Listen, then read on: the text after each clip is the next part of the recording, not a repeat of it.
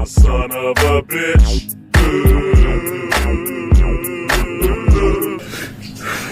She raided my house. She disconnected my camera.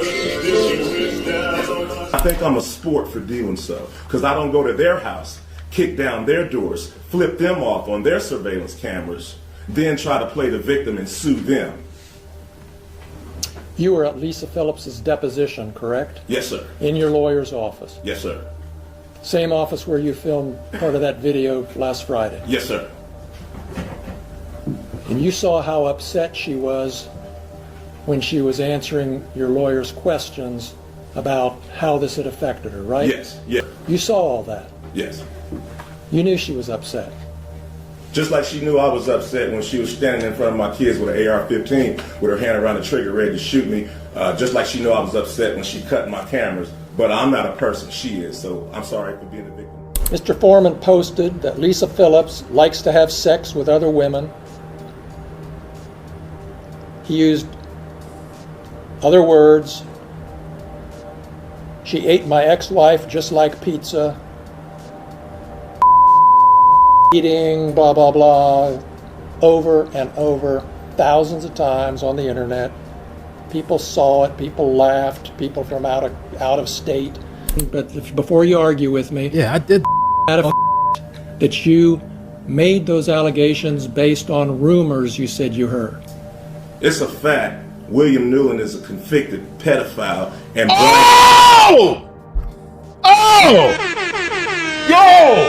And Brian Newland is his brother. After I zeroed in on Brian, I asked about him. Oh, his brother's Come to find pedophile. out, he's a large statutory rapist.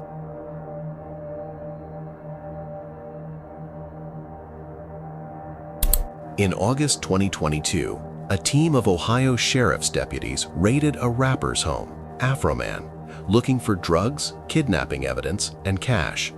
They found none of it. What they didn't expect was that Afroman had cameras running throughout his house, and that he would turn that footage into music videos watched by millions. So 7 of those officers sued him. $3.9 million lawsuit. They claimed appearing in those videos destroyed their reputations and cost them their marriages. On March 18, 2026, that case went to a jury in Adams County, Ohio. By the time the verdict came back, we had one of the unusual amendment shutdowns. Every single officer walked out with nothing except a public humiliation and record of what they did. This video will show you how it all started down to the final verdict, all directly from the people involved. The detective who led the raid, the officers who took the stand, Afroman himself, the lessons, and the big win. You're watching Hidden Crime Network. Joseph Edgar Foreman was born July 28, 1974 in South Central Los Angeles. He grew up around a gang culture, navigated it, and found his way out through music. Most people, Because I Got High has over 300 million views on YouTube. It is certified diamond, and by his own admission, it is a record he could live off for the rest of his life without ever stepping on another stage. Instead, he performs roughly 250 shows a year, all 50 states, multiple countries. He is not a retired artist coasting on nostalgia. He is a working rapper with nearly 1 million YouTube subscribers and a following that was still growing before any of this happened. And then he moved to Adams County, Ohio. To understand why that matters, you need a picture of the place. Adams County is overwhelmingly rural, predominantly white, 95.8% of the population. Median household income around $50,000, median age of 42. A tight-knit, close-quarters community where the sheriff's department is not just law enforcement, it is an institution. A black man from South Central Los Angeles with a diamond record and a national platform planting roots in that environment. That is the backdrop to everything that follows. And the sheriff's department was about to find out exactly what happens when you underestimate who you are dealing with. On August 22, 2022, Adams County Sheriff's deputies executed a search warrant on Afroman's home in Leesburg, Ohio. The warrant alleged drug trafficking and kidnapping. Afroman was not home. He was driving back from a show in Chicago when a family member called him. He pulled out his phone and watched through his home surveillance system in real time, deputies moving through his rooms, opening his belongings, going through his personal items.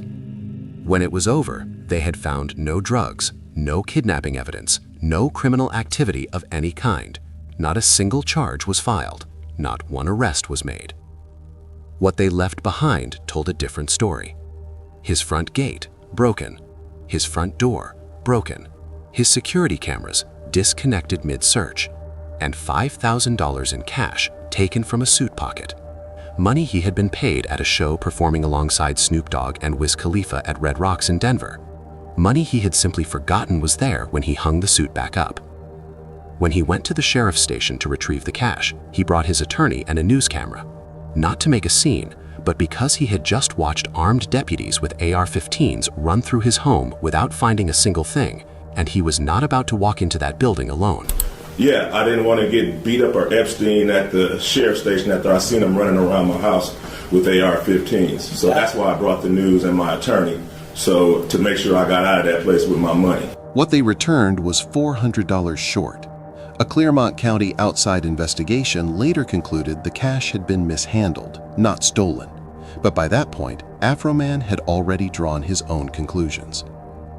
His door was broken, his gate was broken, his cameras had been cut, his money was short, and the people who did all of it had walked away without consequence.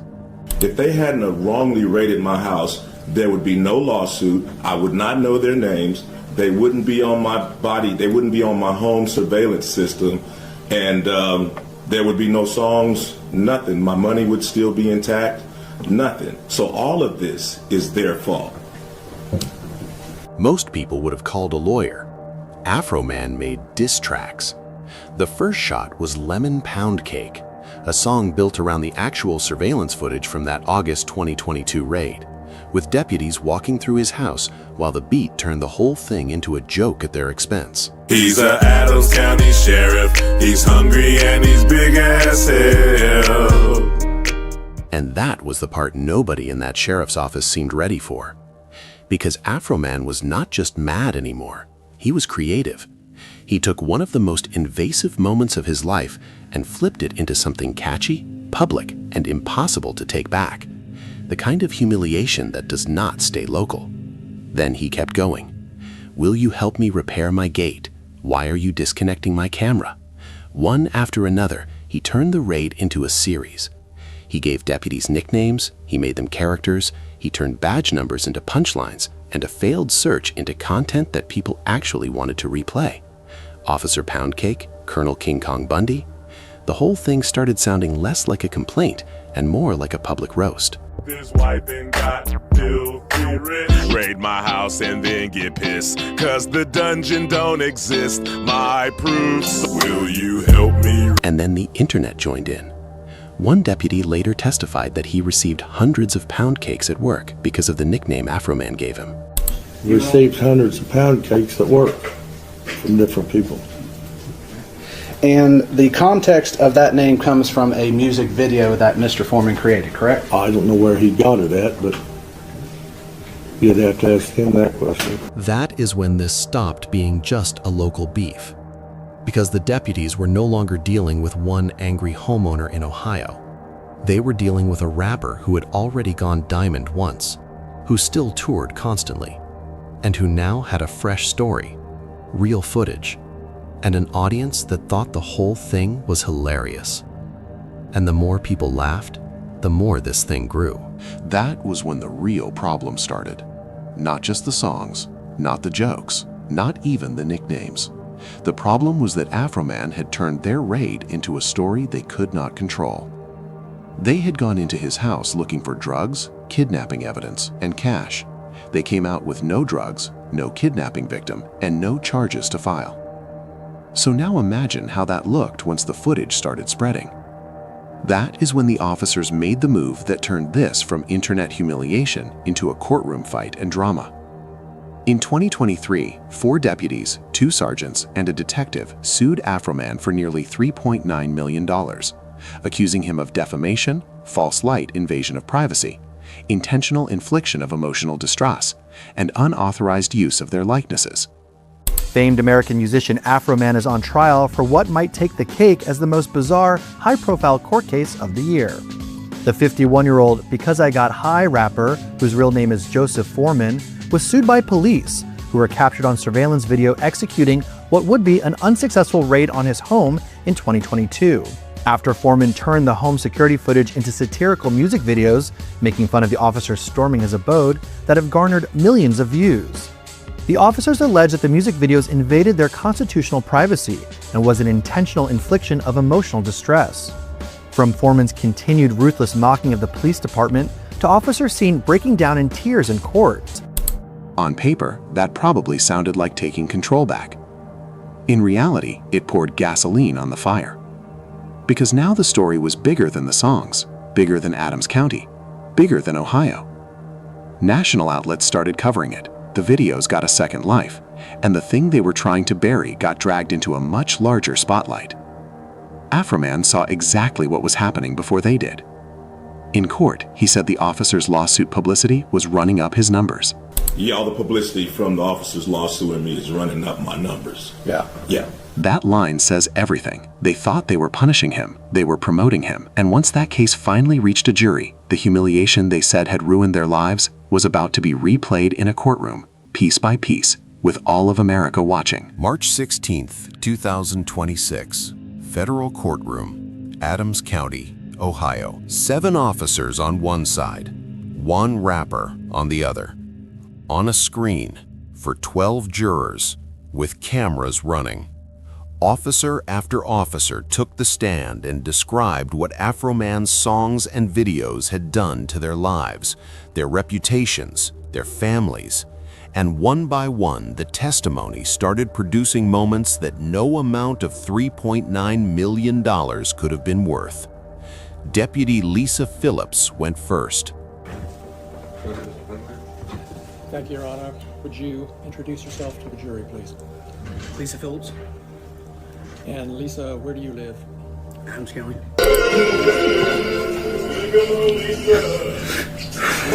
She raided my house. She disconnected my camera. She whipped down. Afroman watched her cry, and when it was his turn to respond, he did not apologize. You were at Lisa Phillips's deposition, correct? Yes, sir. In your lawyer's office. Yes, sir. Same office where you filmed part of that video last Friday. Yes, sir. And you saw how upset she was when she was answering your lawyer's questions about how this had affected her, right? Yes. And you saw your attorney say, do we need to take a break? Yes. And you saw her say, no, let's go on and get this over with. Yes, sir. You saw all that. Yes. You knew she was upset.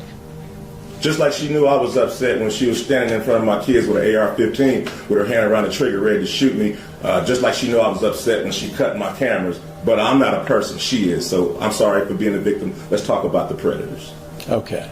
Then came the officer suing over the claim that Afroman had sex with his wife. The defamation statement is that he said he had sex with your wife. Yes. And that's painted you in a false light.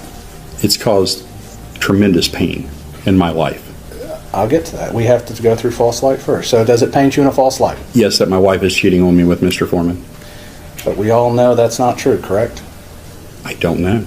Wait, you don't know if your wife's cheating on you or not? You want to go there? No, I just want to ask that question because you said we don't know. I've been with that woman since middle school. I would hope she wouldn't. But you know what? Once somebody puts it out there for their fun and entertainment, it's out there. And it's a problem. So it's something we cannot verify the truth of?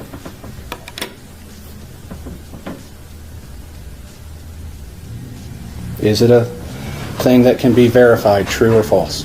Ask your client. That exchange did not go the way they planned. Then came Deputy Sean Grooms, who had testified in his deposition that his marriage fell apart because of Afroman's videos. Afroman's attorney reached out to the ex-wife. Grooms is one of the police officers suing me. In the deposition, he said that he got a divorce because of me. My attorney reached out to his ex-wife, and come to find out, he actually got a divorce because he was having sex with like meth head, crackhead women on duty. He was giving them what I call penis plea deals. Explain that to me. I had recently got divorced. Did she divorce you solely because of this? Not solely, but What did she say exactly that this played into the divorce? she was tired of hearing about it. People asking her, was her husband a thief? And how could he do something like that? Then came the deputy suing over the receding hairline reference. Can you tell me what fact about you that receding hairline or refers to, please? I'm sorry? What private fact of yours does that refer to?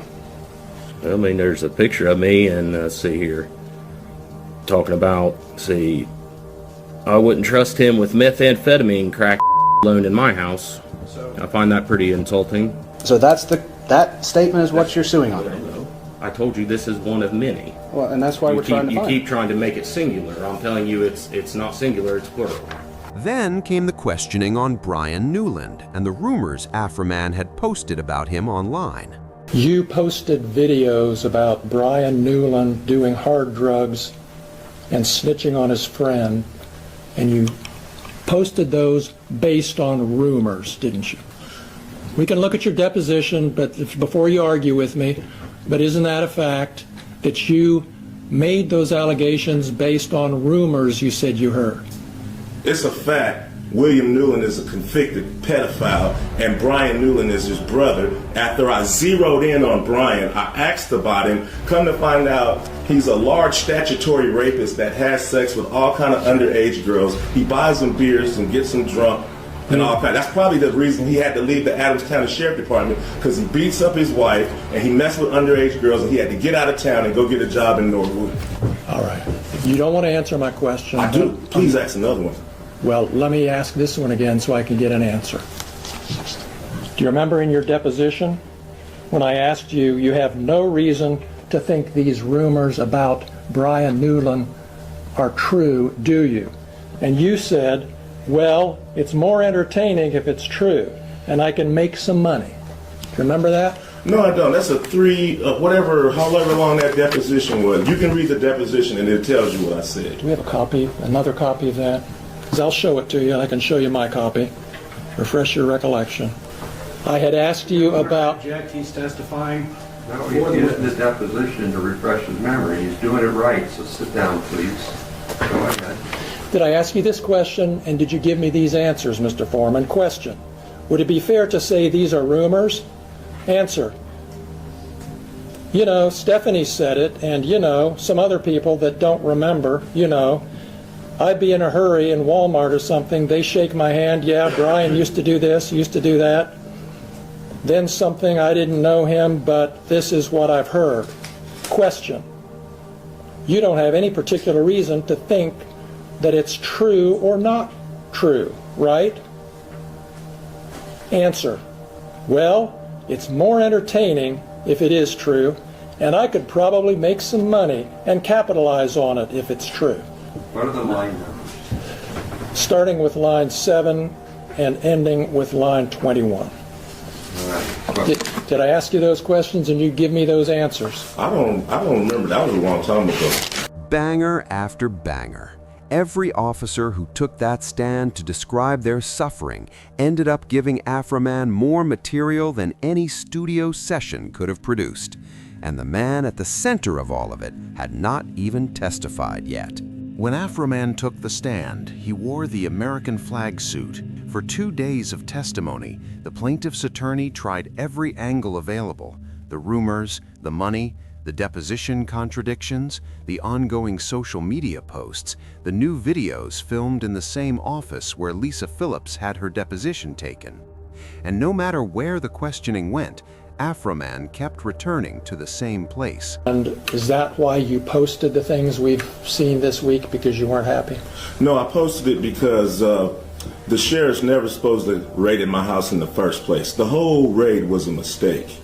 All of this is their fault. If they hadn't wrongly raided my house, there would be no lawsuit. I would not know their names. They wouldn't be on my body. They wouldn't be on my home surveillance system. And there would be no songs, nothing. My money would still be intact, nothing. So all of this is their fault. when the attorney pushed him on freedom of speech, whether making the videos gave him the right to keep posting content even during the trial, Afroman did not hesitate. And because they executed a search warrant on your home, that gave you the right to post the things that we've seen this week on the internet? Because Is that right? Is that right, Mr. Foreman? Yes, for tearing down my door, not paying for it, not being apologetic, me being a sport, doing something peaceful to raise the money to pay for their damages, me having the right of the freedom of speech as an American to talk to my family, friends, and fans about what the sheriffs did to my home. Yes, I had the right to my freedom of speech. After they left, I had the right to kick the can and to do what I had to do to repair the damage they brought to my house. Yes, I did. That includes the right to post the videos that you've just been posting up until Friday and beyond, right? Yes, I have freedom of speech. I'm a rapper. I entertain. I write fiction, comedy. Yes, I mean, I entertain for a living like you practice law for a living. So I have to go to work. There was no version of this cross-examination where he was going to back down. That much was clear from the first answer. Right here, I genuinely want your opinion. Was Afroman exercising his rights, or did he kick it too far? Drop your honest answer in the comments, and hit that like button because this video needs to find more people. The verdict is next, and you do not want to click away before you see how this ends. After 2 days of testimony, the jury went to deliberate, and on March 18, 2026, they came back. Judge Jonathan Hine read the verdict aloud. In all circumstances, the jury finds in favor of the defendant. No plaintiff verdict prevailed. Not liable on all 13 counts. 0 damages awarded. In all circumstances, the jury finds in favor of the defendant. No plaintiff verdict prevailed. So the matter will be concluded with defense verdicts. Thank you, Mr. Klingler. Thank you, Mr. Osborne. Thank you to the court staff and the Sheriff's Department for security in the building. And we'll go ahead and stand in adjournment. You're welcome. 7 officers, nearly $4 million, 3 years of litigation, and they walked out with nothing. Outside the courthouse, Afroman did not hold back. Outside this Adams County courthouse, the sound of victory. After jury sided with the musician Afroman, whose real name is Joseph Foreman, after a days-long civil defamation trial. Afroman speaking to WCPO right after the verdict. I didn't win. America won. America still has freedom of speech. It's still for the people, by the people. And when CBS Mornings caught up with him shortly after, he had one final thing to say about the officers who had sued him. One of the officers, he came up and apologized to me yesterday. And he was telling me how he's a Christian and, you know, this, that, and the other. And I told him that, you know, I told him that everything was all right. I love him and everything. But I told him when he kicked down my door and when he told me he wasn't going to help me put it back up, I said, you wasn't a Christian right there. And I told him, when you flipped off my cameras, you wasn't a Christian right there. So I told him that even though I don't hate him and I forgive him, I told him I'm still going to sing that song. In my opinion, if the plaintiffs would have won, I believe that judge would have read everything like some Englishman in a square, like hither, hither, here, here. The plaintiffs, they get this, that, and the other. But I think he looked through the paperwork and he seen that I got cleared on everything. And I think he was so mad that he wanted to stay professional without showing his emotions.